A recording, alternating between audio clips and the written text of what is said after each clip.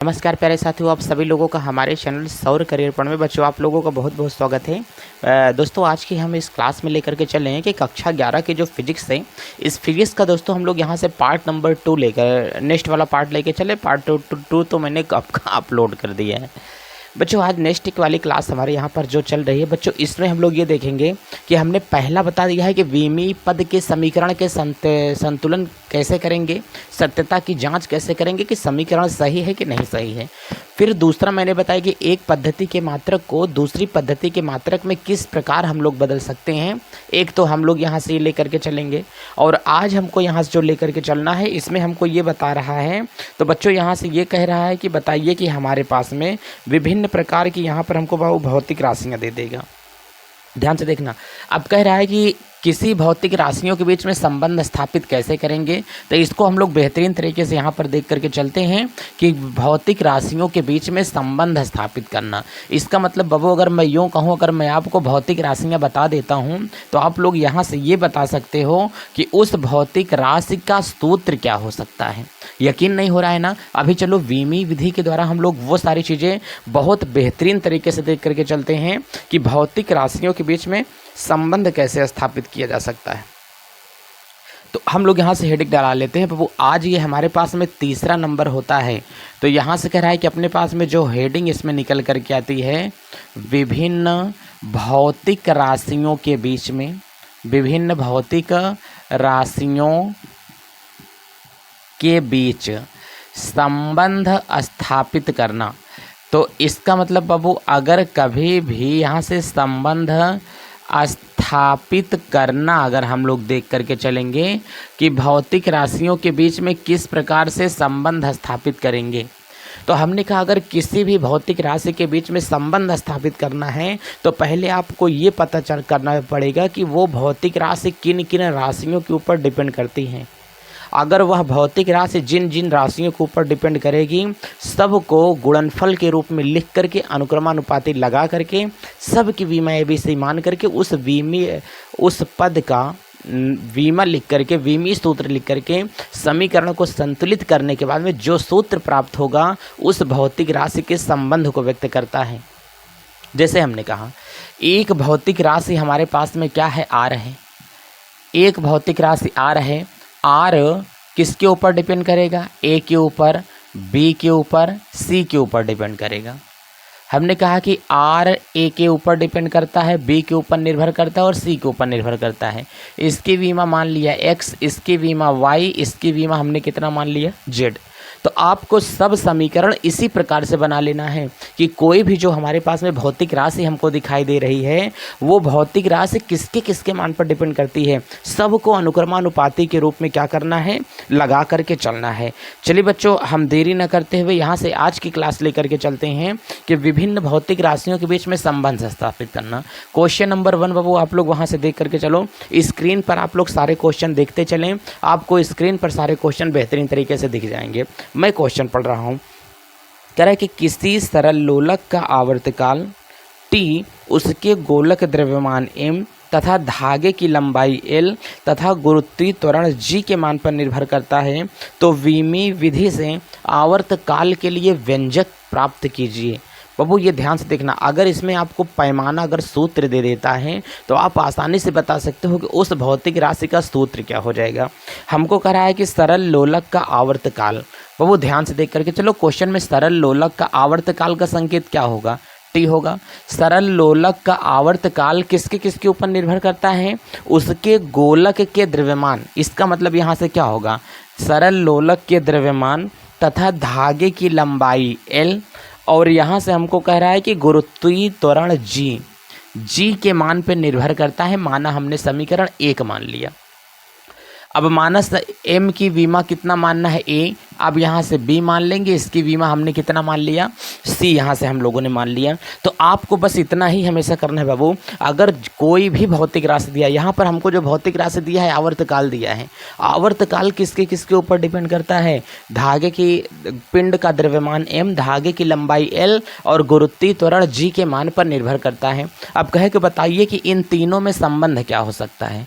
तो हमको पहले यहाँ पर पता होना चाहिए कि इसमें सब की वीमाएँ क्या होती हैं। अब बताओ यहाँ से हमको दे दिया है टी प्रोपोर्शनल दे दिया बच्चों, एम क्या है, द्रव्यमान है। अगर यहाँ से हमको द्रव्यमान दिया है तो द्रव्यमान की विमा क्या होती है, तो द्रव्यमान की विमा m ही होती है। तो यहाँ पर हमने लिख लिया m ही, मैंने लिख लिया कि द्रव्यमान की विमा क्या होगी m। यहाँ से इसका जो विमा हमने माना a मान लिया है।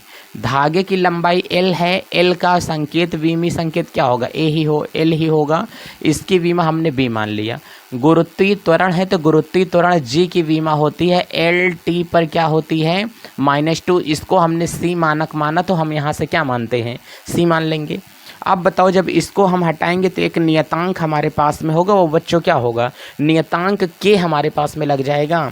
अब यहीं से हम लोग निकाल करके चलेंगे कि यहाँ से m की विमा कितना है, यहाँ से a हमने मान लिया है। अब यहाँ से l की विमा हमने मान लिया b, तो l की पावर हमने b लिख लिया।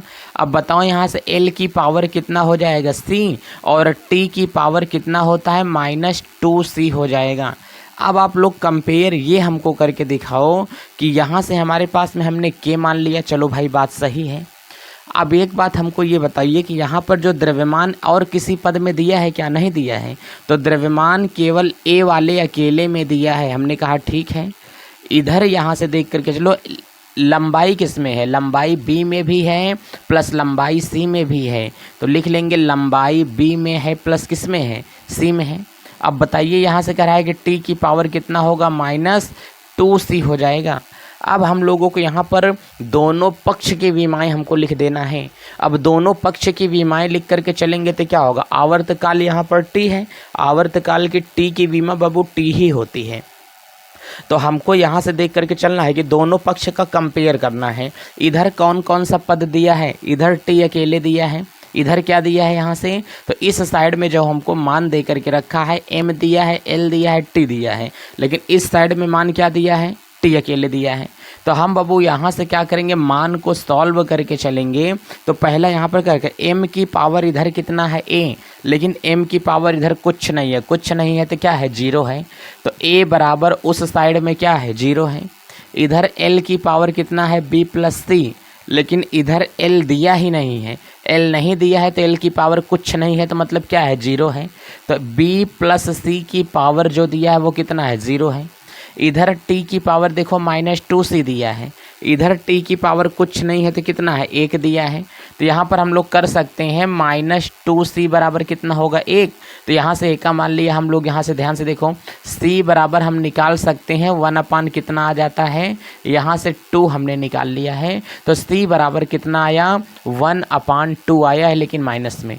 अब c का मान उठा करके अगर b वाले समीकरण में रख देंगे तो बाबू हमारे पास में कितना आ जाएगा। तो आप लोग देख करके चलो, इसको अगर हम लोग यहाँ से रखते हैं तो b बराबर कितना होगा, -c/2 बराबर 0। उसको उधर पक्षांतर करेंगे तो b बराबर क्या होगा, 1/ यहाँ से बच्चों क्या होगा, 2 आ जाएगा। a बराबर कितना दे दिया, 0, ऊपर ही हमको यहाँ से मान दे करके रखा है। b बराबर मान दे दिया 1/2 और c बराबर मान दिया है 1/2। दिए गए मान को समीकरण 1 में रखने पर, अब बताओ दिया गया मान समीकरण 1 बच्चों यही तो है ना। तो हमने कहा कि यहाँ से क्या होगा, समीकरण 1 से, अब बताओ अगर समीकरण 1 से सॉल्व करके चलेंगे तो यहाँ से क्या दिया है, t दे करके रखा है, प्रोपोर्शनल लगा करके रखा हुआ है। अब बताओ यहाँ m की पावर कितना है, a दिया है, और m की पावर a है, a का मान कितना है, 0 है। तो यहाँ से हम लोग m बराबर कितना मान के चलेंगे, 0 मान करके चलेंगे। l बराबर यहाँ से हम लोग क्या मान करके चलेंगे, b। अब b का मान कितना आया है, 1/2। तो l का पावर 1/ कितना है, 2 है। g की पावर c है तो g की पावर हम c लिख लेते हैं, c का मान है -1/ कितना है, 2। अब बताओ t प्रोपोर्शनल हमारे पास में m हो गया। किसी भी संख्या की घात 0 हो तो हमेशा उसका मान कितना होता है बच्चों, 1 उसका मान हमेशा होगा। तो यहाँ पर हम लोग जो मान रखेंगे वो कितना रख देते हैं, 1 हाथ से मान रखा जाएगा। तो बताइए यहाँ पर जो मान होगा वो 1 आएगा। किसी संख्या की घात ऊपर माइनस में हो तो बटे में ले लेते हैं, l की पावर 1/2 और बटे g की पावर क्या होगा, 1/2। किसी संख्या की घात अगर आधी हो तो उसे अंडर रूट में लिखा जा सकता है, प्रोपोर्शनल अंडर रूट l अपान प्रोपोर्शनल अंडर रूट g। पूरे के ऊपर अंडर रूट लगा देंगे तो अंडर रूट यहाँ से एल अपान कितना आ जाएगा, जी आता है। यही भौतिक राशि के बीच में क्या है, संबंध है। तो आवर्तकाल का जो फार्मूला होता है टी प्रोपोर्शनल एल अप अंडर रूट में एल अपान क्या निकलता है, जी निकलेगा। इसको हटाएंगे बाबू तो यहाँ से नियतांक भी आ जाएगा। इसे बोलते हैं 2 पाई एल अपान क्या होगा, जी होगा। मुझे पता है प्यारे बच्चों आप लोग 10 से आए हुए हो और 11 में मैं पहले ही वीमा यहाँ से स्टार्ट कर दिया हूँ, तो इसका मतलब है कि आपके पास में जो वीमा का यहाँ से पद दे रहा है आपको ये समझ में नहीं आता होगा कि हाँ सर टी बराबर आवर्तकाल क्या है, 2 पाई एल अपान क्या है, जी है। आप केवल ये समझो कि आवर्तकाल नाम का कोई भी फार्मूला है, तो जो आवर्तकाल नाम का हमारे पास में फार्मूला है उसका सूत्र क्या होगा, यही निकल के आएगा, ठीक है ना। तो हमेशा आवर्तकाल लंबाई और गुरुत्वीय त्वरण के वर्गमूल के बराबर होता है, बात समझ में रहना। तो इतना हम लोग इसको निकाल के चलेंगे। तो किसी भौतिक राशि के बीच में संबंध अगर आपको कभी भी निकालना है तो हमेशा पहले उसके जिसके ऊपर ये निर्भर करती है उसको गुणनफल में अनुक्रमानुपाती लगा करके लिख लेते हैं, फिर दोनों पक्ष की विमाएं लिख करके समीकरण को सॉल्व करते हैं। अच्छा यहाँ पर मैंने टी लिखा है तो आवर्तकाल की वीमा टी होती है, इसलिए मैंने डायरेक्ट यहाँ पर बताया कि इसकी वीमा हमको कितना दे करके रखा है, टी यहाँ से दे करके रख रहा है। इसमें कोई आपको दिक्कत परेशानी का सामना नहीं करना पड़ेगा, ठीक है। इधर m की पावर क्या है, 0 है। चाहते तो आप लोग लिख लेते m की पावर 0 है, l की पावर कुछ नहीं है तो 0 है, इसलिए हमने दोनों का क्या किया, कंपेयर किया। तो ये बाबू हमारे पास में जो क्वेश्चन है ये क्वेश्चन नंबर 1 आया हुआ है। अब इसी तरीके से सारे क्वेश्चन हमारे पास में लगने वाले हैं, एक भी पैसे की आपको दिक्कत परेशानी नहीं करनी पड़ेगी। चलिए बाबू हम लोग यहाँ से क्वेश्चन नंबर 2 लेकर के चलते हैं और 2 को अच्छे तरीके से हम लोग यहाँ से देख करके चलेंगे कि क्वेश्चन नंबर 2 हमारे पास में क्या होगा। ध्यान से देखो, अब यहाँ से जो क्वेश्चन नंबर हमको यहाँ से 2 दे करके रख रहा है इसको अगर हम लोग यहाँ से सॉल्व करेंगे तो क्या आएगा। तो वो क्वेश्चन नंबर 2 आप लोग जल्दी से बोर्ड पर देखो कि क्वेश्चन नंबर 2 बोर्ड पर क्या लग रहा है, इसे अच्छे तरीके से आप लोग देख करके चलना।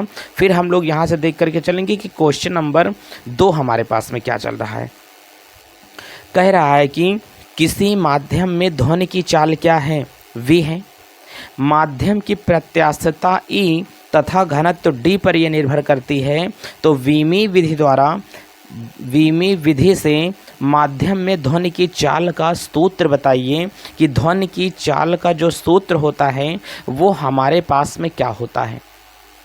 तो आपसे कभी अगर बोल देगा तो हमको बाबू यहाँ से जो मान दे रहा है, कह रहा है कि किसी माध्यम में ध्वनि की चाल, हमको जो राशि दिया है बाबू वो हमको क्वेश्चन नंबर यहाँ से 2 दे करके रख रहा है और क्वेश्चन नंबर 2 में अगर हम लोग लगा करके चलेंगे तो ध्वनि की क्या दे करके रखा है, चाल दिया है। तो आप लोग हमको ये बताओ कि ध्वनि की जो चाल दिया है वो चाल क्या है, v है। और यहाँ से हमको कह रहा है कि ध्वनि की चाल उस माध्यम के किस पर निर्भर करती है। तो ध्वनि की चाल निर्भर करती है उसके प्रत्यास्थता तथा घनत्व के अनुक्रमानुपाती पर निर्भर करती है। इसको हम लोग यहाँ से मान लेंगे समीकरण क्या होगा, 1 होगा। इसकी विमा मान लो a है, इसकी विमा मान लो क्या है, b है। चलो हमने पद को यहाँ से रख दिया। अब जब बाबू हमने पद को रख दिया तो इसको हटाएंगे तो एक नियतांक निकलेगा, v बराबर कितना होगा, k। e की पावर क्या होगा, a और d की पावर क्या होगा, b मान लेते हैं। इसको समीकरण 1 ना दे करके इसको हम लोग मान लेंगे इस बार। समीकरण 1 क्या है, ये है, ये क्या है, प्रत्यास्थता गुणांक है, यही दिया है ना। प्रत्यास्थता गुणांक नहीं, केवल प्रत्यास्थता है। इसकी हमें वीमा लिख करके चलना है। तो बताओ जब दोनों पक्ष में जो राशियां हैं अगर इनकी वीमा लिख करके चलेंगे तो हमने कहा कि ये देख चलो वेग है ना, तो वेग की वीमा कितना होता है, LT इनवर्स होता है, बराबर कितना है यहाँ से k है। प्रत्यास्थता जो होता है इसकी बीमा होती है ML इनवर्स T पर क्या होगा, -2 होगा। ये D जो है बाबू इसकी बीमा A दिया है तो यहाँ पर हम A लिख लेंगे। D जो है बाबू क्या है, घनत्व होता है, और जब घनत्व दिया है तो घनत्व की बीमा ML पर क्या होता है, -3 होगा। तो यहाँ से हम लोग लिख लेते हैं कि ML पर क्या होगा, माइनस। यहाँ से हम लोग इसको क्या करेंगे, तीनों को कंपेयर करके चलेंगे अच्छे तरीके से। और जब इसको यहाँ से हम लोग क्या करेंगे, कंपेयर करेंगे, तो कंपेयर करने के बाद में मान क्या होगा, तो यहाँ से L की पावर कितना होगा, यहाँ से -1 दे करके रखा है, बराबर कितना होगा, K होगा। ध्यान से देखना M किस में है, M A वाले में है, इधर इसमें गुणा करो, एल की पावर कितना होगा -a, इधर इसका गुणा करोगे टी की पावर क्या होगा -2a होगा। अब यहाँ से इसका मल्टीप्लाई करेंगे, m की पावर जो होगी क्या होगी b होगी, इधर l की पावर माइनस कितना होगा 3b होगा। चलो एक मान तो ये आ गया। अब यहाँ से lt बच्चों क्या होगा इन्वर्स हो जाएगा। अब यहाँ से ये हमारे पास में बच्चों क्या हो जाएगा, यहाँ से मैंने क्या कर दिया, कंपेयर करो बच्चों, m देखो a में भी है, m देखो b वाले में भी है, तो हमने कहा कि m a में है प्लस किस में है b में है। l देखो -a वाले में भी है, l देखो -3b वाले में भी है, तो इसको हम लोग यहाँ से कर सकते हैं कि l -a में भी है और माइनस किस में है 3b वाले में भी है। t को अगर हम लोग देख करके चलते हैं तो t का मान माइनस कितना होगा 2a अकेले दिया गया है। बोलो इतनी बात समझ में आया। अब हमने कहा कि दोनों पक्ष का कंपेयर को, इधर m की बीमा कितना है a प्लस b, इधर m है ये नहीं है, तो a प्लस b का जो मान आया वो कितना आ गया 0। इधर l की पावर -a -3b है, इधर l की पावर कुछ नहीं है तो कितना है 1 है। तो हम लोग लिख सकते हैं कि -a और -3b है, इधर l की बीमा, इधर l की बीमा कुछ नहीं है तो कितना है 1 दिया है। इधर t की बीमा -2a दिया है, इधर t की बीमा -1 दिया है। तो हमने कहा कि -2a की बीमा 1 दिया है, तो जाहिर सी बात माइनस से माइनस कैंसिल हुआ, तो a बराबर कितना आया a/2 आ गया। बताओ जब a बराबर a/2 आ गया तो a का मान उठा करके मैं यहीं पर रख दिया, तो b बराबर हमारे पास में बच्चों कितना आ जाएगा, b बराबर आ जाएगा -a/2 आ जाता है। और किसी समीकरण को छूने की ज़रूरत नहीं है बच्चों, किसी भी प्रकार का समीकरण आपको लगाने की ज़रूरत नहीं है। जो यहाँ से हमारे पास में a का मान आया उसी को उठा करके इस वाले में मान में रख दिया, तो हमारे पास में कितना आ गया b वाला मान आ गया। अब दिए गए समीकरण को हम लोग क्या करेंगे, लगाएंगे। देखो यहाँ से v प्रपोस्ट बराबर हमको कह रहा है कि, या दिया देखो क्या होगा a व b का मान यहाँ से क्या हमें रखना है समीकरण 1 में रखने पर। अब वो अगर हम लोग देख करके चलेंगे कि समीकरण 1 में ये दिया गया मान हमको रखना है, तो समीकरण 1 में मान क्या होगा, यही है समीकरण 1। v बराबर कितना होगा बच्चों, यहाँ से a नियतांक k होगा और यहाँ से कितना होगा e की पावर कितना दिया है a, और a का मान दिया है 1/2, तो यहाँ से हमने कर दिया 1/2। फिर दिया है d की पावर दिया है b का मान है -1/2। अब बताओ v बराबर कितना होगा k, ये वाला मान आ जाएगा नीचे, a का हम लोग अंडर रूट में कर सकते हैं, √e अपान कितना हो जाएगा √d होगा। अब छोटा छोटा अंडर रूट अच्छा नहीं लगता, इसलिए बड़ा अंडर रूट लगा करके e अपान कितना कर सकते हैं d हम लोग कर देंगे। ये समीकरण हमारे पास में बन जाएगा। बोलो क्या इतनी बात आपको समझ में आई।